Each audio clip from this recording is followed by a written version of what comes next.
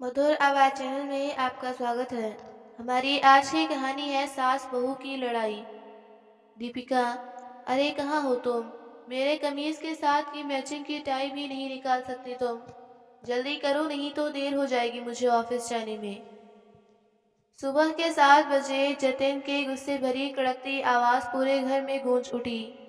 जैसे ही ये आवाज़ दीवारों से टकराकर रसोई में पहुंची, रोटी सेकती दीपिका ने हड़बड़ी में तवा किनारे रखा और अपने कमरे की ओर दौड़ी। उसने तुरंत दूसरी ट्राई निकालकर जतिन के हाथ में थमाई और बिना एक पल गंवाए वापस रसोई की ओर दौड़ गई। सुबह सुबह उसके पास इतनी मोहलत कहाँ थी कि 2 पल रुककर चैन की सांस भी ले सके। उसकी हर सुबह कुछ यूं ही शुरू होती थी। भोर के 5 बजे से दीपिका का दिन शुरू हो जाता। नहा धोकर वह सीधी रसोई में लग जाती।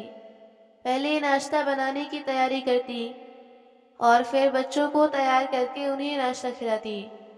इतने तक पति भी तैयार हो जाता तो उसने नाश्ता खिलाने के साथ साथ सासू माँ का नाश्ता बनाकर भी उन्हें दे देती। और यह सब करते करते उसका भी ऑफिस जाने का समय हो जाता था। एक बहुत बड़ी मल्टीनेशनल कंपनी में अच्छे पद पर थी दीपिका। किसी प्रकार उल्टा सीधा नाश्ता करके अपना टिफिन पैक करती। सब कामों के चक्कर में अक्सर ऑफिस पहुंचने में उसे देर हो जाती थी और फिर सुनने को मिलती थी उसे अपने उच्च अधिकारियों की फटकार। परंतु इतना सब कुछ करने के बाद भी उसका पति जतिन दिन रात उसके काम में मीन मेख निकालता रहता था। हालांकि वह अपने पति से ज्यादा पढ़ी लिखी, ज्यादा कमाने वाली और बहुत अधिक खूबसूरत थी, परंतु जतिन अपनी पत्नी पर गर्व महसूस करने के बजाय उससे जलन महसूस करता था और हमेशा बस उस पर भड़कता रहता था। अक्सर मायके में बताए सुख पलों को याद करती दीपिका की आंखें भर आती। 3 बहनों में सबसे छोटी थी, लेकिन सबसे सुंदर और पढ़ने में बहुत तेज। पढ़ाई खत्म करने के बाद उसकी जतिन के साथ शादी हो गई। दीपिका एक बेहद चुलबुली मगर सहनशील स्वभाव की लड़की थी। विवाह पश्चात उसने स्वयं को अपने ससुराल के वातावरण में ढाल लिया था, परंतु जतिन थोड़े रूखे स्वभाव का था। उसका ऐसा स्वभाव देखकर वह कभी कभार उदास हो जाती थी, परंतु सास से उसकी अच्छी बनती थी। धीरे धीरे समय बीतता गया और वह 2 प्यारे से बच्चों की मां बन गई। परंतु परिवार बढ़ाने के साथ खर्च भी बढ़ने लगा। जतिन की तनख्वाह कुछ खास नहीं थी, मुश्किल से घर खर्च ही चल पाता था। इसलिए दीपिका ने अपनी सास की सहमति लेकर नौकरी के लिए इंटरव्यू दिया। उसकी अच्छी पढ़ाई लिखाई के कारण तुरंत ही उसे कंपनी में नौकरी मिल गई। दीपिका की तनख्वाह जतिन से ज्यादा थी, जिससे जतिन के दिल में एक हीन भावना का वास होने लगा था। और तो और जतिन को हमेशा उस पर एक शक बना रहता। नौकरी से घर लौटती तो उससे कई तरह के सवाल पूछता, परंतु दीपिका ने कभी अपना संयम नहीं खोया था, न ही कभी पलटकर उसे जवाब दिया था। पत्नी की सुंदरता और सुगढ़ता की तारीफ सुन सुनकर उसके कान पकने लगे थे। वहीं दीपिका की कर्तव्यनिष्ठा और बेमिसाल प्रतिभा ने उसे कार्य क्षेत्र में भी जल्दी ही सफलता का स्वाद चखा दिया। कुछ ही महीनों में उसे नौकरी में तरक्की भी मिल गई। अब तो जतिन के भीतर का शक, जो अब तक धुआं बनकर धीरे धीरे सुलग रहा था, तेज लपटों में तब्दील हो गया। फिर मन में विचार उठने लगा, कहीं मेरी पत्नी इतनी ऊंचाई न छू ले कि लोग मुझे दीपिका का पति कहकर ना बुलाने लगे। यह सोचकर जतिन के पुरुष अहंकार को भीतर तक हिला देती थी। उसके मन में एक प्रतिद्वंद्वी पुरुष जाग उठता, जिसे अपना अस्तित्व अपनी पत्नी की कामयाबी के आगे फीका पड़ता महसूस होने लगा। उसकी गलतियां निकालकर उसे जलील करना, उसकी बातों पर काटना, हर छोटी बड़ी बात पर चिल्लाना अब उसकी आदत बन चुकी थी। घर में आए दिन जतिन की गुस्से भरी आवाजें गूंजती थीं। दीपिका को किसी न किसी बहाने अपमानित करना जैसे उसकी दिनचर्या का हिस्सा बन गया था। दोनों बच्चे भी यह सब देखकर सहम जाते। वे अपनी माँ को चुपचाप काम करते हुए देखते और मासूमियत से पूछ बैठते, माँ पापा आप पर इतना क्यों चिल्लाते हैं?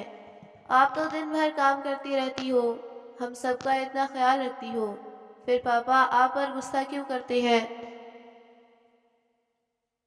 दीपिका के पास उनके इस सवाल का कोई जवाब नहीं होता। उसकी आंखों में बस एक सोनी पिघड़ा तैर जाती और वह बच्चों की स्नेह से अपने सीने लगा लेती। फिर एक दिन उनके बेटे का जन्मदिन आया। जतिन ने घर पर पार्टी रखी और अपने कुछ दोस्तों को बुलाया। दीपिका ने खुद सारा खाना तैयार किया था। जब मेहमानों को इस बात का पता चला तो वे दीपिका की तारीफ करते नहीं थके। कोई उसकी सुंदरता की प्रशंसा कर रहा था तो कोई उसकी रसोई की कलाकारी पर मुग्ध था।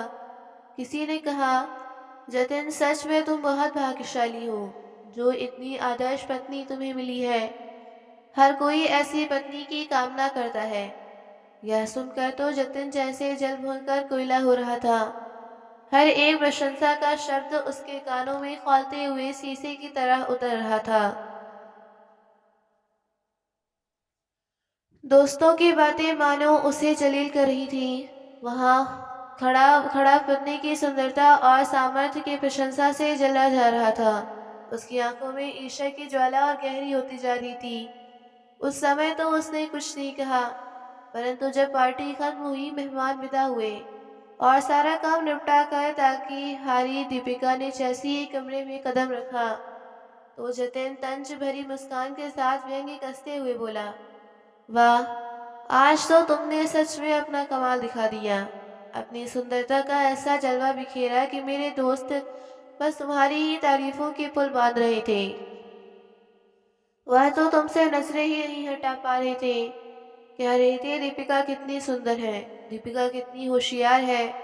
दीपिका ने तो कमाल कर दिया। ऐसा लग रहा था जैसे पार्टी तुम्हारे लिए रखी गई थी, बच्चों के लिए नहीं। मैं पूछता हूँ, बच्चे का जन्मदिन था या शादी ब्याह का अवसर जो इतना सज धज कर आई थी?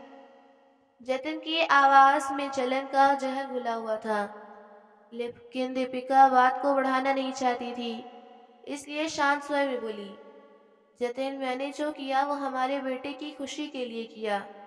अगर किसी ने मेरी तारीफ कर दी तो इसमें मेरी कोई गलती नहीं। बहुत देर हो गई है, सुबह मुझे अपनी नौकरी पर भी जाना है और आपको भी, इसलिए बेहतर होगा कि अब आराम कर ले। इतना कहकर वह करवट लेकर सो गई, लेकिन जतिन को उसकी चुप्पी रास नहीं आ रही थी। खैर, इसी तरह दिन बीते रहे। जतिन कोई न कोई बहाना बनाकर दीपिका पर चिल्लाने लगता, लेकिन दीपिका चुपचाप उसकी हर बात को सहन कर जाती। परंतु समय बीतने के साथ जतिन का अपनी पत्नी पर शक दिन ब दिन बढ़ता जा रहा था। अब तो यह हालत हो गई थी कि जब भी दीपिका के फोन की घंटी बजती, जतिन लपक कर उठा लेता। फोन किसी का भी हो, जतिन के रहते आएगा तो वही उठाएगा। फोन पर पूरी तफसीत रखता कि दीपिका से क्या काम है, क्या बात करनी है, कहाँ से बोल रहे हो। ऑफिस में दीपिका के कलीग्स भी दीपिका का मजाक उड़ाने लगे थे। वे सब जतिन को उसका जेलर कहते थे। सबकी नजरों में वह दया की पात्र बन चुकी थी। अब दीपिका के ऑफिस में वार्षिक उत्सव था जिसमें कंपनी के उच्च अधिकारी भी आने वाले थे और दीपिका को उनसे समक्ष प्रेजेंटेशन देने की जिम्मेदारी दी गई थी। सुबह सुबह ही रसोई से लेकर साफ सफाई तक सब कुछ उसने जल्दी जल्दी निपटा लिया। फिर अपनी सासू माँ से कहा, माँ जी, आज ऑफिस में वार्षिक उत्सव है, मुझे घर आने में शायद थोड़ी देर हो जाएगी। मैंने खाना बना कर रख दिया है, आप गर्म करके सबको खिला देना। तो गायत्री जी ने बड़े प्यार से कहा, तुम फिक्र मत करो बहू, मैं सबको समय पर खाना दे दूंगी और चाय भी बना दूंगी। तुम चिंता छोड़कर आराम से जाओ। सासू माँ की बातों से आश्वस्त होकर दीपिका तैयार होकर चलने लगी। आमतौर पर वह बहुत हल्के रंग के कपड़े पहनकर ऑफिस जाया करती थी, लेकिन आज ऑफिस में खास दिन था तो उसने गुलाबी रंग की एक सुंदर सी साड़ी पहनी जो उसकी खूबसूरती में चार चांद लगा रही थी, और हल्का सा मेकअप किया। तैयार होकर कमरे से बाहर आई तो उसे देखते ही गायत्री जी उसकी बधाई लेते हुए बोली, बहुत प्यारी लग रही हो बहू, किसी की नजर न लगे।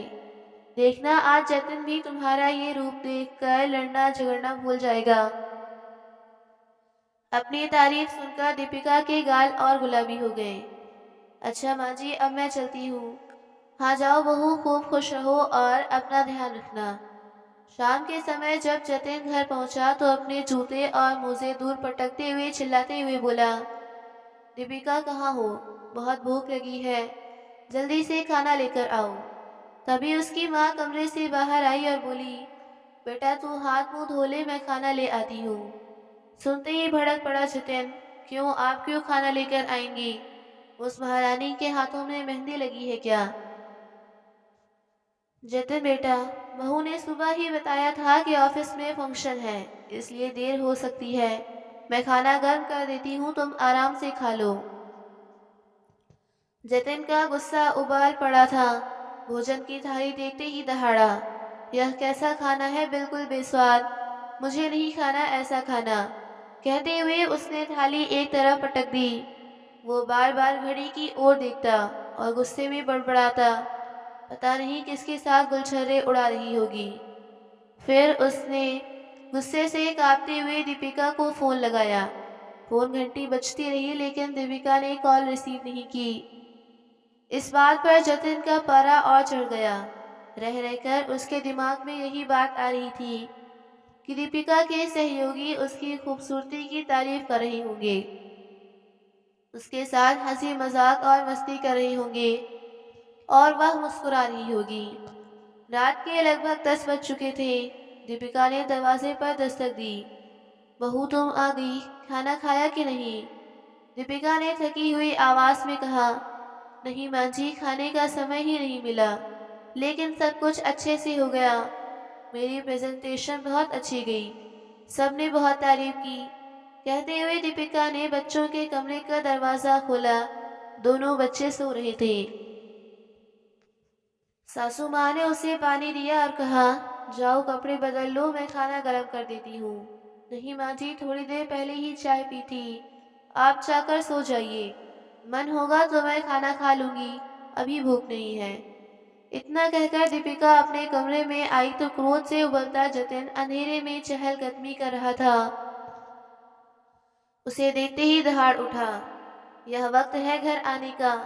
रात के 10 बज रहे हैं, मैं तुम्हें फोन कर रहा था तो फोन क्यों नहीं उठाया?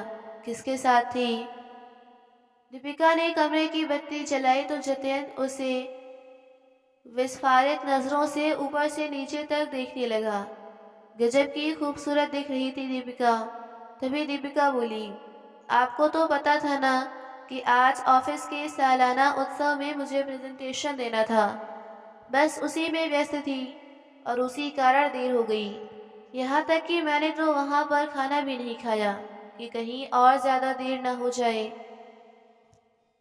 तभी जतिन चिल्लाया, हाँ हाँ, खूब जानता हूँ मैं, जितना बन सवर कर तुम गई थी, किस तरह की प्रेजेंटेशन देकर आई होगी, मुझे सब मालूम है। और जहाँ तक रही खाना खाने की बात, तो तुम्हारा पेट तो अपने यार दोस्तों की तारीफें सुनकर ही भर गया होगा। खाने के लिए जगह ही कहाँ बची होगी। जतिन की बात सुनते ही दीपिका पत्थर की तरह जड़ हो गई, लेकिन हर बार की तरह आज वह खुद को रोक न पाई। यह किस तरह की बातें कर रही हैं आप? कुछ शर्म है या नहीं? जो भी आए सब बोलते जा रहे हैं। जिस तरह का तुम्हारा चाल चलन है ना, शर्म मुझे नहीं, तुम्हें आनी चाहिए।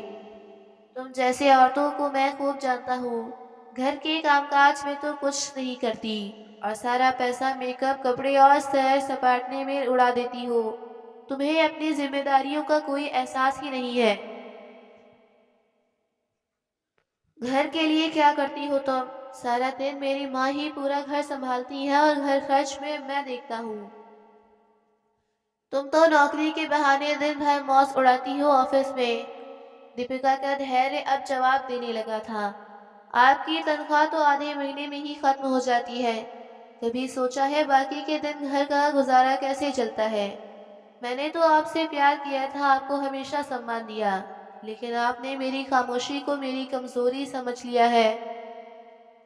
फिर भी मुझे लगता था कि मैं अपने प्रेम की डोर से आपको खींच लूंगी, लेकिन शायद यह मेरा भ्रम था। तभी जतिन क्रोध में चिल्लाया, मुझे ज्यादा उपदेश देने की जरूरत नहीं। तुम्हें मेरे हिसाब से रहना पड़ेगा। यूं ऑफिस में मौज मस्ती करके देर तक तुम्हारा घर लौटना मुझे कतई पसंद नहीं है। तो दीपिका ऊंची आवाज में बोली, नौकरी करूंगी तो ऑफिस के बाकी कर्मचारियों से भी बात करनी पड़ेगी और बॉस से भी। बॉस कहेंगे तो देर तक काम भी करना पड़ेगा और अपनी नौकरी में ही नहीं छोड़ सकती। हाँ हाँ, तुम क्यों छोड़ने लगी नौकरी? घर बैठकर तुम्हें वो मौज मस्ती थोड़ी न मिलने वाली है। जतिन की इस बात पर दीपिका ने भरी आंखें लिए कहा, आपने हमेशा मुझे नीचा दिखाने की कोशिश की।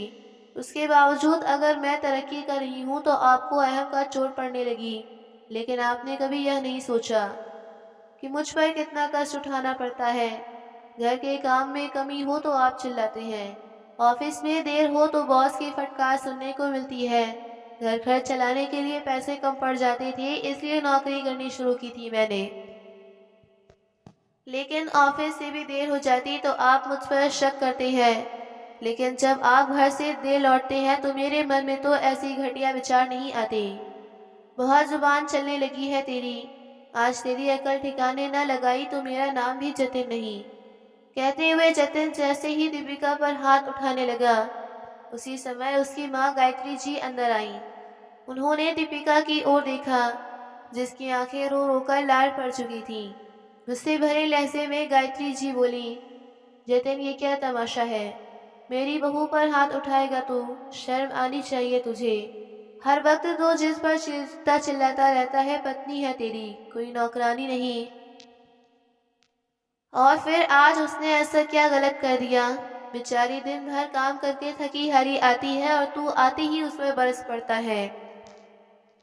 माँ को दीपिका की तरफदारी करते देख जतिन भड़क उठा। माँ आप बार हर इसे ही सहारा ठहराती है, आपको इसमें कमी नजर ही नहीं आती। लेकिन आप नहीं जानती इसकी असलियत क्या है। गायत्री जी गुस्से में कांपने लगी। असलियत असलियत ये है कि तुझे अपनी पत्नी की कामयाबी बर्दाश्त नहीं हो रही। असलियत ये है कि तू उसके हर काम में मीन मेख निकालता है। तू उसे सराहने की बजाय उसकी मेहनत को जलील करता है, उसके चरित्र पर सवाल उठाता है। जतिन अपनी माँ की बात सुनकर और भड़क गया। माँ, आप बीच में मत पड़ो। ये हम दोनों का बीच का मामला है। आप बस अपना काम करो।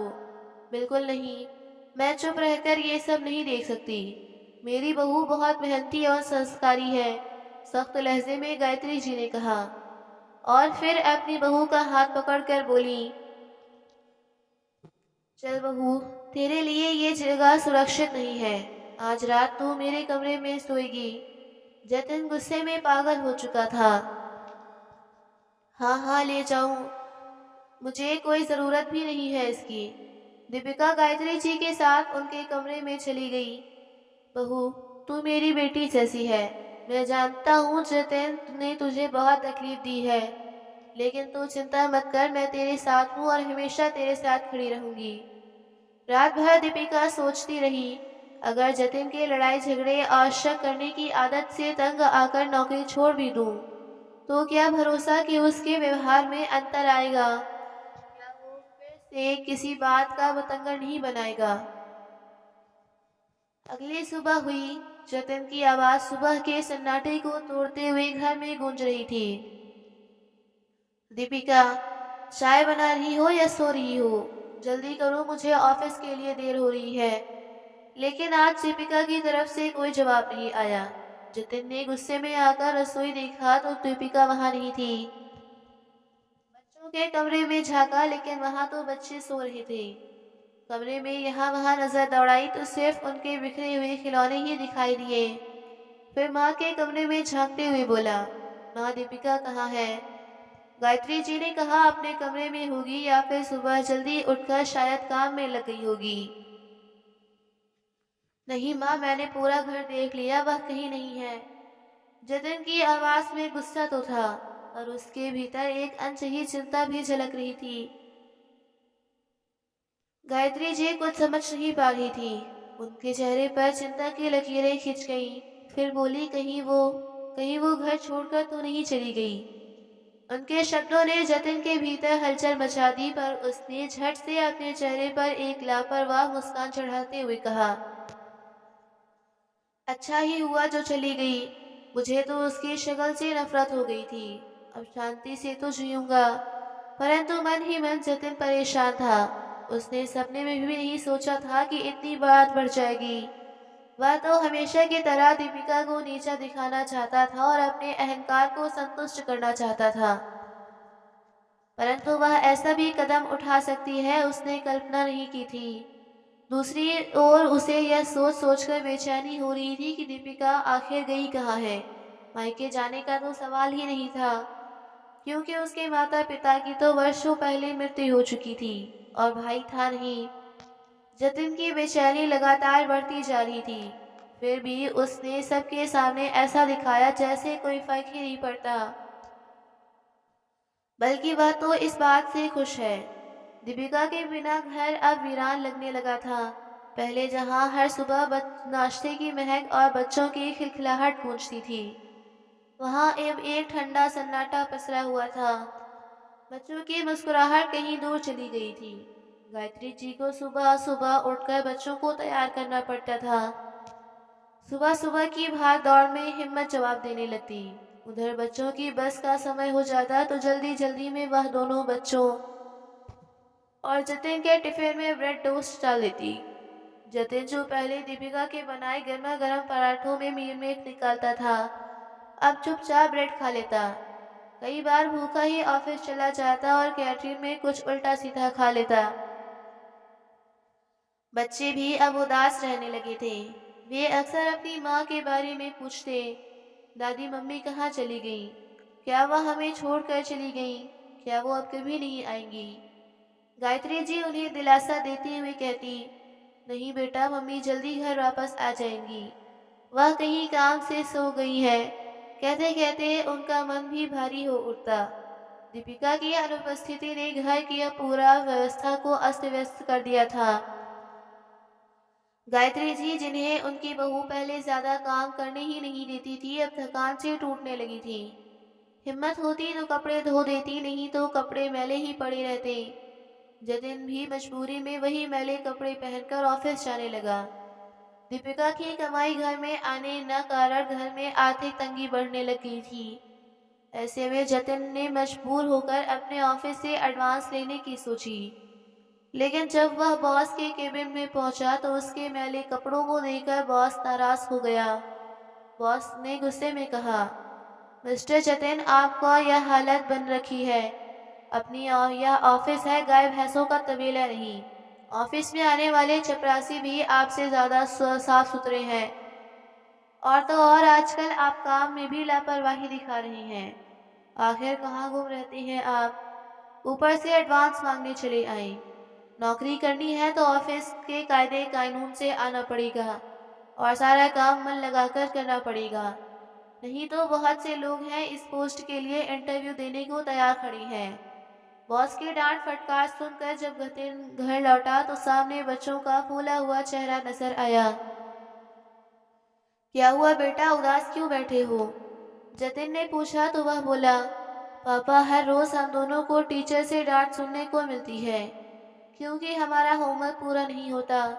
टीचर जो समझाती है वह भी समझ में नहीं आता। बस हमेशा मम्मी की याद आती है। जतिन अपने बेटे की बात सुनकर अवाक रह गया। उसे समझ नहीं आ रहा था कि उसे क्या जवाब दे। वह बस चुपचाप उसकी आंखों में देखता रहा। जतिन का गुस्सा धीरे धीरे घुलने लगा था। वह अब देर रात तक जागता रहता था। सोचने लगता कि दीपिका कैसे उसकी हर छोटी बड़ी जरूरत का ध्यान रखती थी।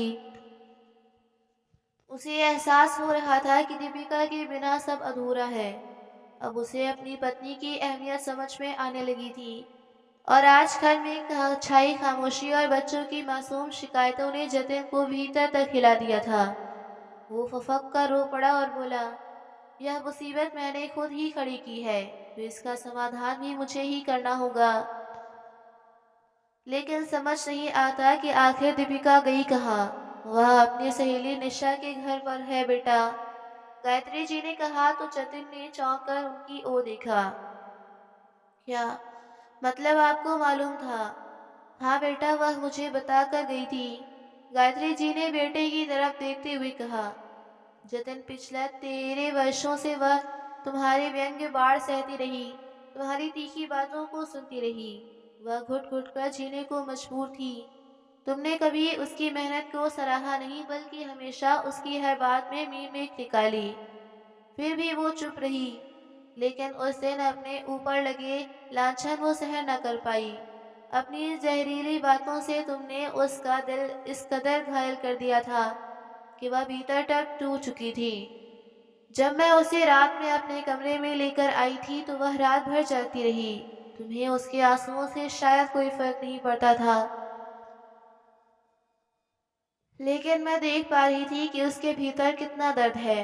मैं नहीं चाहती कि वो यहाँ घुट घुट कर जिए। इसलिए जब उसने घर छोड़ने का फैसला लिया तो मैंने उसके फैसले में अपनी रजामंदी दी, ताकि वह सुकून से रह सके। और यह भी कहा कि अपने जीते जी मैं बच्चों पर कोई आँच नहीं आने दूंगी। माँ की ये बात सुनकर जतिन के चेहरे पर पछतावे की लकीरें उभरने लगीं। वह धीमी आवाज में बोला, माँ, लेकिन आपने मुझे पहले क्यों नहीं बताया? गायत्री जी ने गंभीर स्वर में कहा, तुम्हें क्या फर्क पड़ता बेटा? तुम तो उसे हर बात गलत ठहराते हो। लेकिन बेटा, ये सब बात तुम्हारी समझना होगा कि पत्नी केवल गृहिणी नहीं होती, वह तुम्हारी जीवन संगनी है। उसके बिना ये घर अधूरा है और तुम्हारा जीवन भी। जतिन अब पूरी तरह से चुप हो चुका था। उसके भीतर एक गहरी बेचैनी उठने लगी। तभी दोनों बच्चे दौड़ कर आए। पापा, मम्मी को ले आओ ना, उनके बिना कुछ अच्छा नहीं लगता। कहते कहते दोनों बच्चे रुआंसे हो गए। बच्चों की बातें सुनकर जतिन का दिल और ज्यादा पसीज गया और बोला, तुम रो मत बेटा, तुम्हारी माँ जरूर आएंगी। चाहे उसके लिए मुझे उसके पैरों में गिरकर माफी ही क्यों ना मांगनी पड़े, मैं मांगूंगा। उसने अपनी माँ की तरफ देखा और कहा, माँ, मुझे माफ कर दो। मैं समझ नहीं पाया कि मैंने कितनी बड़ी गलती की है। दीपिका के रूप में मुझे हीरा मिला था, लेकिन मैंने उसे पत्थर समझकर अपनी इन्हीं पैरों से ठोकर मारकर बाहर गिरा दिया। मैं अभी जा रहा हूँ दीपिका को लेने। पापा, हम भी साथ चलेंगे। दोनों बच्चे एक स्वर में चिल्लाए। जतिन ने बिना देर किए अपने दोनों बच्चों को अपने साथ लिया और बिना देर किए दीपिका की सहेली निशा के घर की ओर निकल पड़ा। आज बहुत दिनों बाद उसके बच्चों के चेहरे पर मुस्कान आई थी। जतिन की आंखों के सामने दीपिका का चेहरा घूम रहा था। उधर दीपिका अपनी सहेली निशा के साथ कुछ देर पहले ही ऑफिस से घर लौटी थी। सोफे पर बैठकर चाय का कप हाथ में लिए दीपिका बिल्कुल खामोश थी, लेकिन उनके भीतर एक तूफान मचल रहा था। उसे अपने बच्चों की हंसी, उनके भोले भाले चेहरे, उनकी मासूमियत सी बातें बेहद याद आ रही थी। निशा, जो उसे कई दिनों से इस हाल में देख रही थी, आखिर चुप नहीं रह पाई। दीपिका, ऐसा तो काम नहीं चलेगा। इस तरह रो रो कर तो तुम अपनी तबीयत खराब कर लोगी। खुद को संभालो। जो कुछ भी हो रहा है अच्छे के लिए हो रहा है, देखना जल्दी ही सब कुछ ठीक हो जाएगा। लेकिन निशा, बच्चों से दूर रहकर मैं उन्हें भी तो सजा दे रही हूँ, दीपिका ने कहा। तभी दरवाजे पर दस्तक हुई। निशा ने चौंक कर कहा, शायद कोई आया है, रुको मैं देखती हूँ। दरवाजा खुला और सामने खड़े जतिन को देखकर निशा अवाक रह गई। उसके साथ दोनों बच्चे भी थे, जिनके चेहरे पर खुशी और बेचैनी साफ झलक रही थी। जतिन ने झिझकते हुए कहा, निशा, क्या मैं अंदर आ सकता हूँ? मैं दीपिका से बात करना चाहता हूँ। निशा ने गहरी सांस ली और दरवाजा खोलकर उन्हें अंदर आने दिया। जतिन के अंदर आने से पहले ही दोनों बच्चे दौड़कर अंदर आ गए। बच्चों के सामने पाकर दीपिका की आंखें खुशी से फैल गईं। दोनों बच्चे मम्मी मम्मी पुकारते हुए उसकी ओर दौड़े। दीपिका ने उन्हें सीने से लगा लिया। उसकी आंखों से खुशी के आंसू छलक पड़े। मेरे बच्चे, तुम लोग कैसे हो? खाना तो ठीक से खाते हो ना? दादी को ज्यादा तंग तो नहीं करते? रुआसी आवाज में दीपिका ने पूछा। मम्मी, हमें आपकी बहुत याद आती है। घर में कुछ भी नहीं अच्छा लगता। प्लीज घर वापस चलो ना। बच्चों के मासूम से चेहरे और उनकी रूठी हुई आवाज सुनकर दीपिका तक दिल भर आया। मुझे भी तुम्हारी याद आती है। पर हालात ही कुछ ऐसे थे कि दीपिका फूट फूट कर रो पड़ी। तभी दीपिका की नजर जतिन पर पड़ी, जो सामने खड़ा माँ और बच्चों की यह मिलन देख रहा था। दीपिका की हैरानी तो इस बात पर हुई कि जतिन की आंखें आंसुओं से भरी हुई थी। फिर जतिन ने गहरी सांस लेकर कहा, दीपिका, मुझे पता है कि मैंने बहुत बड़ी गलती की है। मैं बस यह कहने आया हूँ कि मुझे माफ कर दो। मैंने तुम्हारे प्यार और मेहनत की कदर नहीं की। तुम पर शक किया, तुम्हें कभी समझने की कोशिश ही नहीं की। तुम्हारी अहमियत तब समझ में आई जब तुम मेरे साथ नहीं थी। घर तुम्हारे बिना सूना सा हो गया। बच्चे तुम्हें याद करके रोते हैं। माँ भी टूट चुकी है, लेकिन यकीन मानो मैं अपने व्यवहार पर बहुत शर्मिंदा हूँ। प्लीज वापस चलो। फिर दीपिका ने कहा, जतिन, माफी मांगने से सब कुछ सही नहीं हो जाता। रिश्ते में भरोसा और सम्मान बेहद जरूरी है। मैं तुम्हें वह सब दूंगा दीपिका, जतिन ने कहा और फिर नजरें नीचे करते हुए बोला, हालांकि तुम्हारी जिंदगी के वह 13 साल जो तुमने घुट घुट कर गुजारे, वह मैं तुम्हें वापस नहीं लौटा पाऊंगा। लेकिन विश्वास दिलाता हूँ कि अब से तुम्हें शिकायत का एक भी मौका नहीं दूंगा। बस तुम घर वापस चलो। दीपिका ने नजर उठाकर बच्चों की ओर देखा, जो अपनी माँ के साथ घर लौटने की आस लिए उसकी आंखों में झांक रहे थे। अब उनसे दूर रहना उसके लिए संभव नहीं था। उसने सिर हिलाकर हामी भर ली। जतिन ने राहत की सांस ली। दीपिका ने मुड़कर निशा की ओर देखा और उसे गले लगाकर सच्चे दिल से उसका आभार व्यक्त किया। फिर दोनों बच्चों ने अपने गोल मटोल चेहरों पर बड़ी सी प्यारी सी मुस्कान ले आए। अपनी माँ की दोनों हाथों की उंगलियां थाम ली और दीपिका अपने परिवार के साथ वापस अपने घर लौट आई। लेकिन अब उस घर में घुटन और तनाव का नामो निशान नहीं था, बल्कि खुशियां उसका इंतजार कर रही थी। घर की फिजा बदल चुकी थी। जतिन ने सच में खुद को बदलने का हर संभव प्रयास किया। दीपिका को वह प्यार और सम्मान दिया जिस पर एक पत्नी होने के नाते उसका हक बनता था। बच्चों के चेहरे पर मुस्कान लौट आई थी और घर की हवा में वहां गूंजने वाले सदस्यों की बेपरवाह हंसी गूंज रही थी। तो दोस्तों, आपको ये कहानी कैसी लगी, लाइक कमेंट करके ज़रूर बताइए।